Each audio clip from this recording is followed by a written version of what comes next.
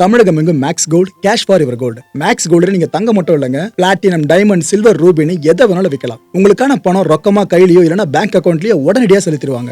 Market மதிப்பை விட 100 ரூபாய் ஒரு கிராமுக்கு உங்களுக்கு கூடுதலா கிடைக்கும். தமிழ்நாடு முழுக்க டோர் ஸ்டெப் சர்வீஸை இவங்க ப்ரொவைட் பண்றாங்க. உங்களுக்கு கோல்ட விற்கணும்னு அதுக்கு ஒரே ஒரு பெஸ்ட் பிளேஸ் மேக்ஸ் கோல்டு தான். கால் 04445454545.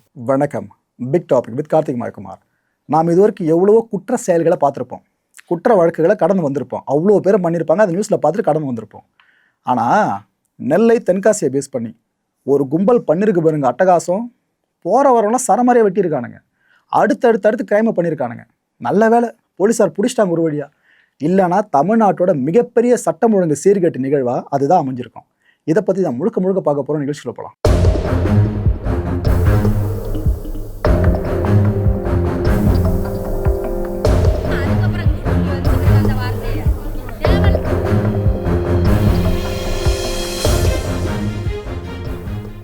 கடந்த 28ஆம் தேதி என்ன ஆகுது, இந்த நெல்லையோட அம்பாசமுத்திரம் இருக்குல்ல, அங்கே இருக்க பிரம்மதேசம் இந்த பகுதியில் பைக்கும் கையுமா ஒரு கும்பல் வந்திருக்கு.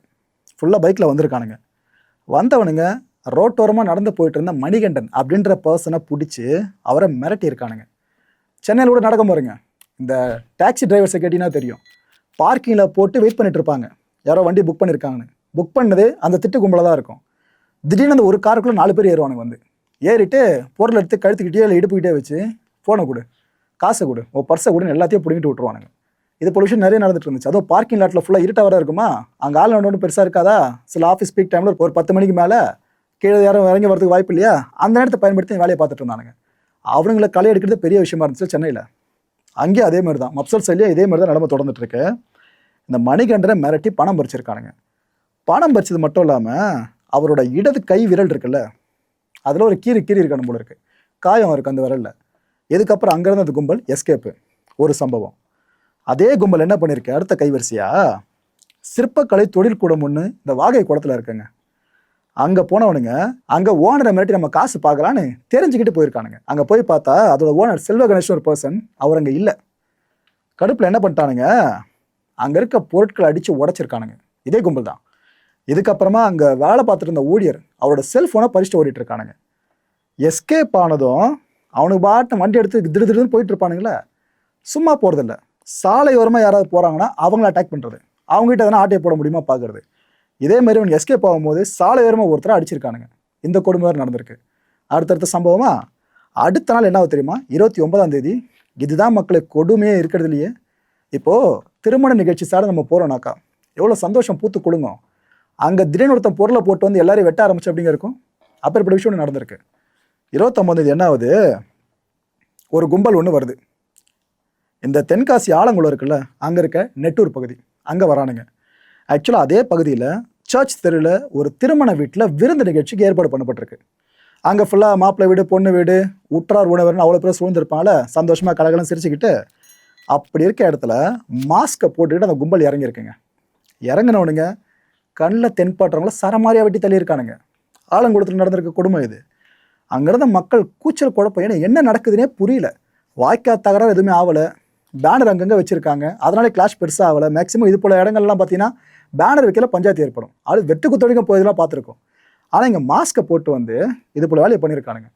மாஸ்க் எதுக்கு போடுவாங்க, நம்ம முகம் உனக்கு தெரிஞ்சிடக்கூடாது, நாம் ஏற்கனவே உங்களுக்கு தெரிஞ்சவங்களா இருந்தாக்கா கண்டுபிடிச்சிடக்கூடாதுன்னு மாஸ்க் அணிவாங்க. ஸோ இதை பார்த்து தான் மக்களுக்கு குழப்பமே. ஒருவேளை இந்த பகுதியை சேர்ந்தவனுங்களோ நம்ம தெரிஞ்சிக்க கூடாதுன்னு மாஸ்கை போட்டு வந்திருக்கான்னு யோசிக்கும் போது அவனுங்க வெட்ட ஆரம்பிச்சுட்டு இருக்கானுங்க. அந்த திருமண நிகழ்ச்சி நடந்திருக்க வீட்டுக்குள்ளே புகுந்து வெட்டுப்பட்டது ஒருத்தர் 2 பேர் இல்லைங்க, 6 பேர் வெட்டுப்பட்டிருக்காங்க. அந்த 6 பேரையும் ஹாஸ்பிட்டலில் அட்மிட் பண்ணியாச்சு. யாருக்கும் ஒன்றுமே புரியல மக்களே, அங்கே இருந்த மக்களுக்கு என்னதான் இங்கே நடந்துட்டுருக்குன்னு. எஸ்கேப் ஆனானு பார்த்தீங்களா, அங்கே வெட்டிட்டு அப்பயும் சும்மா இல்லை, சாலையோரமாக தகராறில் ஈடுபட்டிருக்கானுங்க. பொதுவாக இப்போ குற்றச்செயல் பண்ணுறானுனாக்கா, திருடுறானுனாக்கா எஸ்கேப் ஆகி போனால் தான் ஓடுவானுங்க. ஆனால் இவனுங்க பார்த்தீங்கன்னா வித்தியாசமாக பிரச்சனையை பண்ணிவிட்டு போகிற வழி இன்னொரு பிரச்சனை வேறு வாங்கி போட்டு போயிடுறானுங்க. ஸோ ரோட்டோரமாக தகராறில் ஈடுபட்டு முபாரக், அப்துல்னு இன்னும் 2 பேர் அட்டாக் பண்ணியிருக்கானுங்க. அப்புறம் தான் அங்கேருந்து எஸ்கேப் ஆகிருக்கானுங்களே. இந்த திருமண விருந்து நிகழ்ச்சி இருக்குது பார்த்தீங்களா, அங்கே இருந்தவங்களாம் இந்த வெட்டினதை பார்த்தாங்க பாருங்க நேரில். அந்த பெண்கள் என்ன சொல்கிறாங்க தெரியுமா, கண்ணு மண்ணு தெரியாமல் வெட்டினானுங்கப்பா வந்தவனுங்க. எதுக்கு வெட்டுறானுங்க, ஏன் வெட்டுறான்னு யாருக்குமே புரியல. கண்ணு மண்ணு தெரியாமல் வெட்டினானுங்க. அதுவும் பெண்கள்னு கூட பார்க்காம அவங்க வரைக்கும் கத்தியை வீசினானுங்கப்பா. அதுவும் அந்த பொண்ணுலாம் ஒரு பொண்ணுக்கிட்ட கத்தியை வீசினானுங்க. அந்த பொண்ணு கொஞ்சம் நகரில் தான் கழுத்தியை அறுத்துட்டு இருக்கும். அந்தளவுக்கு க்ளோஸாக கத்தியை வீசினானுங்க. கையெடுத்து கும்பிட்டு நின்னாரு ஒரு நபர். அவரே விட்டு வைக்கல, அவரே வெட்டுறதுக்கு ட்ரை பண்ணானுங்க.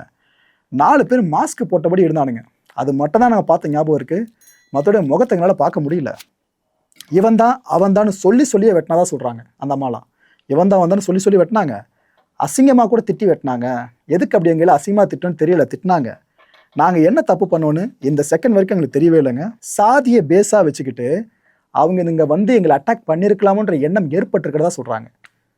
இதெல்லாம் கூட நடக்குமா மக்களே? இதுக்கு மட்டும் சாத்தியக்கூறு இருந்துச்சுன்னு வைங்க, தமிழ்நாட்டில் உற்று நோக்க வேண்டிய முக்கியமான ஹை ப்ரொஃபைல் கேஸாக இதை பார்த்து தான் அவனால் மாற்றுக்கிறது கிடையாது. ஜஸ்ட் அந்த மாதிரி இப்போ அசம்ஷனாக தெரிவிச்சிருக்காங்க அங்கே இருந்த பெண்கள்லாம். இதை பற்றின உண்மை எங்களுக்கு தெரிய வரணுங்க. எதுக்கு அவனுங்க வெட்டினானுங்க, யாருன்ற உண்மை எங்களுக்கு புரிய வரணும்னு அவங்கெல்லாம் கேட்க ஆரம்பிச்சிட்டாங்க. ஸோ இந்த ஒரு கும்பல் இருக்குல்ல, அடுத்து 4 இடங்கள்ல அட்டாக் பண்ணியிருக்கானுங்க. இதை போலீஸ் டிபார்ட்மெண்ட் இப்போ உறுதிப்படுத்தியிருக்காங்க. ஆமாப்பா, அந்த ஒரே கும்பல் தான் இவ்வளோ பண்ணதுக்கு காரணம். இந்த கும்பல் மேலே புகார்கள் நிறைய குவிஞ்சிருக்குங்க. போலீஸாரும் அடுத்தடுத்து வழக்கு பதிவு பண்ணி விசாரிக்க ஆரம்பிச்சிட்டாங்க. RS பாரதி இருக்காங்களே, திமுக அமைப்பு செயலாளர், அவர் இந்த விஷயம் கேட்டு என்ன சொல்லியிருக்காரு, நெல்லை தென்காசியில் சட்டம் ஒழுங்கு இந்தளவுக்கு சீர்கெட்டு போயிருக்கு.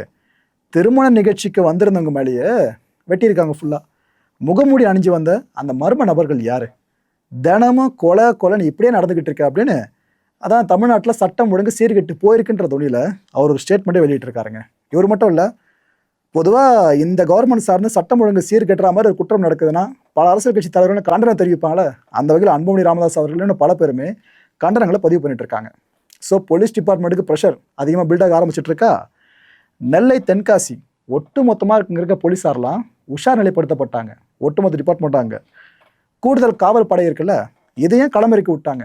இது பெரிய இஷ்யூவாக மாறுற மாதிரி இருக்கு. ஆரம்பத்தில் இந்த பசங்க யாருன்னு பிடிக்கணும்னு சொல்லிட்டு ஆயுதத்தோடு தீவிரமான வாகன சோதனைகளையும் போலீஸார் இனிஷியேட் பண்ண ஆரம்பிச்சிட்டாங்க. அண்ட் குற்றவாளிகள் எங்கெங்கெல்லாம் பதுங்கி இருக்காங்க இதை கண்டுபிடிக்கிறதுக்காக மோப்ப நாய்கள் படையை வர வச்சாங்க.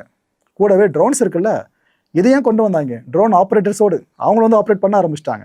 ஆனால் நல்லது நடந்திருக்க மக்களே, கருவேலங்காடு இருக்குல்ல, அந்த காட்டுக்குள்ளே மறைஞ்சிருந்த பல பேரும் ட்ரோன்ஸ் வரதை பார்த்து தெரிச்சு ஓட ஆரம்பிச்சிட்டானுங்க. அவனுங்க எங்கே ஓடுறான்ற விஷயத்த ஸ்பாட் பண்ணிவிட்டு போலீஸார் அங்கே போயிட்டு அவனுங்களை தூக்கின காட்சி தான் இங்கே நீங்கள் பார்த்துட்டு இருக்கீங்க. ஒவ்வொருத்தனா ஒரு கருவேலங்காட்டுலேருந்து வெளியே வரான், அவனை அப்படியே அலைக்கா தூக்கி வண்டியில் ஏற்றிட்டு இருந்தாங்க. இந்த கேஸில் இது வரைக்கும் 8 பேர் கைது பண்ணப்பட்டிருக்காங்க. இதில் கொடுமை என்ன தெரியுமா, 3 சின்ன பசங்க ஸ்கூல் படிக்கிற வயசில் இந்த வேலையை பார்த்துட்டு இருக்கீங்க. இது போல் சின்ன பசங்க இது போல் க்ரைமில் துணிஞ்சு இறங்குறாங்க, இது போல் வெட்டுறது வரைக்கும் ஈடுபடுறாங்கன்னா நமக்கு மைண்ட் எங்கே போய் நிற்கும்? மது போதையை தாண்டி கஞ்சா போதையில் பண்ணியிருக்காங்கன்ற மைண்டு போய் நிற்கும். அது சார்ந்த தமிழ்நாடு அரசு உறுதிப்படுத்தி ஆகணும்னு நினைக்கிற அந்த விஷயத்தில். இதில் இன்னும் சில பேர் தொடர்பு பட்டிருக்கானுங்க போல இருக்குது. அவனுங்க தலைமறைவுங்க, அவங்கள தேடுற பண்ணி தீவிரமாக போயிட்டு இருக்கிறதா போலீஸை இப்போ விளக்கம் கொடுத்துருக்காங்க. இந்த ஆன்டி ரவுடி டிரைவ் இருக்குல்ல, இது இப்போ இன்னும் தீவிரப்படுத்தப்பட்டிருக்கு. இது பெரும்பாலும் சென்னை சார்ந்து நம்ம பார்த்துருப்போம். இந்த டிரைவை இப்போ நெல்லை தென்காசி சார்ந்து பெருசாக கொண்டு போக ஆரம்பிச்சிட்டாங்க. இதனால் இந்த ரவுடிஸு அப்புறம் இந்த கோளாறுங்க இருக்கும் பாருங்க, நிறைய ரோட்டில் போகிற வர வண்டிகளை ஃபுல்லாக எதுங்க டிஸ்டர்ப் பண்ணி வேகமாக போகிறான், கட்டடிக்கிறாதுன்னு தலையில் குடிக்கிற கோளாறுங்க, இன்னும் நிறைய ஆர்வ கோளாறுங்க, படத்தை பார்த்துட்டு பொருளை போடுறாதுன்னு சொல்லி தெரிஞ்சிட்டு இருக்கோம் பார்த்தீங்களா.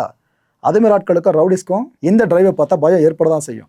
ஏன்னா சட்டம் ஒழுங்குக்கு இவங்களால பிரச்சனை ஏற்படுன்ற ஒரு சந்தேகம் இருந்தாலும் சரி, சரித்திர பதிவேடு குற்றவாளிகளாக இருந்தாலும் சரி, அவங்கள பிடிச்சி உள்ளே போடுவாங்க. அப்போ ஏற்பட விஷயம் சார்ந்து பல பேரும் இப்போ உதிர ஆரம்பிச்சிருக்காங்க. ஏற்கனவே இந்த விவகாரம் சார்ந்து விசாரிக்கிறதுக்கு 2 தனிப்படைகள் அமைக்கப்பட்டாச்சு. ஆனால் இப்போ கைது பண்ணியிருக்காங்களா, இன்னும் அந்த தொடர்புடைய மற்றவனே தூக்கணும்னு சொல்லிட்டு 3 தனிப்படைகளை கூடுதலாக களமிறக்கிருக்கு நம்ம தமிழ்நாடு காவல்துறை. கிராமப்புற மக்களே கொஞ்சம் உஷாராகவே இருங்க. கைது பண்ணிட்டு இருக்காங்க, ஆனால் ஆக்சுவலாக இன்னும் எத்தனை பேர் தொடர்பு பட்டிருக்காங்கன்னு நம்பர்ஸ் இன்னும் தெரிய வரல. ஸோ கொஞ்சம் அலர்ட்டாகவே இருங்க. உங்கள் ஏரியா பக்கம் யாராவது இப்போ வராங்கனாக்கா கொஞ்சம் அலர்ட்டாக இருங்க. ஏதாவது சந்தேகத்துக்கு இடமா தெரிஞ்சாலே போலீஸ்க்கு உடனே இன்ஃபார்ம் பண்ணி களத்துக்கு அவங்கள வர வச்சுருங்க. மக்களை இந்த கான்டென்ட்டை பொறுத்த வரைக்கும் நாமெல்லாம் சிந்திக்க வேண்டியது ஒரே ஒரு விஷயம்தான், சாதிய பின்புலம் இந்த விவகாரத்தில் இருக்கான்றதை விசாரித்து அதுக்கப்புறம் உண்மையை வெளிப்படையாக அறிவிச்சாங்கன்னா சிறப்பாக இருக்கும். ஏன்னா மற்ற பகுதிகள் சார்ந்து நம்ம இந்தளவுக்கு இன்சிஸ்ட் பண்ண மாட்டோம். நெல்லையை சுற்றினாலே இந்த சந்தேகம் ஆட்டோமேட்டிக்காக வழுக்க ஆரம்பிச்சிருச்சு. அங்கே நடந்திருக்க சம்பவங்கள் அவ்வளோ இருந்திருக்கு இதுக்கு முன்னாடி. அதனால் இந்த சந்தேகம் பெருசாக வேறு வருது. இது நாமோட தெரிவிக்கிற சந்தேகம் இல்லை, அந்த திருமண வீட்டில் இருந்த சில அம்மாக்களும் சொல்லியிருக்காங்க, ஒருவேளை இதுக்கு என்ன காரணமாக இருக்குமோ தம்பி அப்படின்னு சொல்லிட்டு. ஸோ இதுக்கு போலீஸார் கையில் தான் இருக்குது. அவங்க விசாரணை பண்ணி 100% உண்மையை வெளியே கொண்டு வந்தாங்கன்னா சிறப்பாக இருக்கும். ஆனால் இது போலேயே கும்பல் இருக்கானுங்க பார்த்தீங்களா தமிழ்நாட்டில். என்ன ஒரு இன்டென்ஷன் இல்லாமல் போயிட்டு வெட்டுறானுங்கனாக்கா அவங்களாம் பைத்தியக்காரனுங்களா? ஒன்று போதைக்கு அடிமையானவங்களாக இருக்கணும் போதைப் பொருளால், இல்லையா சாதின்ற அந்த ஒரு போதைப் பொருள் தலைக்கு ஏறி இருக்கணும். இது ரெண்டு தான் மனுஷத்தன்மையிலிருந்து விலைக்கு விடுமே. அடுத்த நிகழ்ச்சி சந்திக்கலாம். நன்றி, வணக்கம். தமிழகம் எங்கும் Max Gold, cash for your gold. Max Gold நீங்க தங்க மட்டும் இல்லைங்க, பிளாட்டினம், டைமண்ட், சில்வர், ரூபினி எதை வேணாலும் விற்கலாம். உங்களுக்கான பணம் ரொக்கமா கையிலயோ இல்லைன்னா பேங்க் அக்கௌண்ட்லயோ உடனடியாக செலுத்திடுவாங்க. மார்க்கெட் மதிப்பை விட 100 ரூபாய் ஒரு கிராமுக்கு உங்களுக்கு கூடுதலா கிடைக்கும். தமிழ்நாடு முழுக்க டோர் ஸ்டெப் சர்வீஸும் இவங்க ப்ரொவைட் பண்றாங்க. உங்களுக்கு கோல்ட விற்கணும்னு அதுக்கு ஒரே ஒரு பெஸ்ட் பிளேஸ் மேக்ஸ் கோல்டு தான். கால் 04445454545. என் அன்பார்ந்த மாயம் ஸ்டுடியோஸ் நேயர்களே, மாயம் பக்தின்னு ஆன்மீகத்துக்காக பிரத்யேகமா ஒரு சேனலை கொண்டு வந்திருக்கோம். மறக்காம சப்ஸ்கிரைப் பண்ணி அந்த சேனலுக்கு உங்களோட ஆதரவை மனப்பூர்வமா தெரிவிங்க. வணக்கம் மாயம் ஸ்டுடியோஸ் நண்பர்களே. மாயம் ட்ரெண்ட்ஸ் அப்படின்ற ஒரு புதிய ஃபேஸ்புக் பேஜை ஓப்பன் பண்ணியிருக்கோம். நீங்கள் யூடியூப்பில் பார்த்துட்டு இருக்கீங்களா நம்மளோட கான்டென்ட்ஸ்லாம். இதெல்லாம் விட ஒரு படி மேலே ரொம்ப கிறிஸ்பாகவும் ரொம்ப சூப்பராகவும் நிறைய கான்டென்ட்ஸ் உங்களுக்கு இந்த பேஜில் காத்துட்ருக்குங்க. ஸோ உடனடியாக ஃபேஸ்புக் பிளாட்ஃபார்ம் போங்க, மாயம் ட்ரெண்ட்ஸ்னு டைப் பண்ணி சர்ச் பண்ணி நம்ம பேஜை ஃபாலோ பண்ணுங்கள். அப்படியே நம்ம சேனலையும் நீங்கள் சப்ஸ்கிரைப் பண்ணிட்டீங்க அப்படின்னா இன்னும் நிறைய புது கான்டென்ட்ஸை உங்களுக்காக ப்ரொடியூஸ் பண்ணி கொடுத்துக்கிட்டே இருப்பாங்க. நீங்கள் பண்ணுற ஒவ்வொரு சப்ஸ்கிரிப்ஷனும் எங்களுக்கு பெரிய மோட்டிவேஷனாக அமையும்.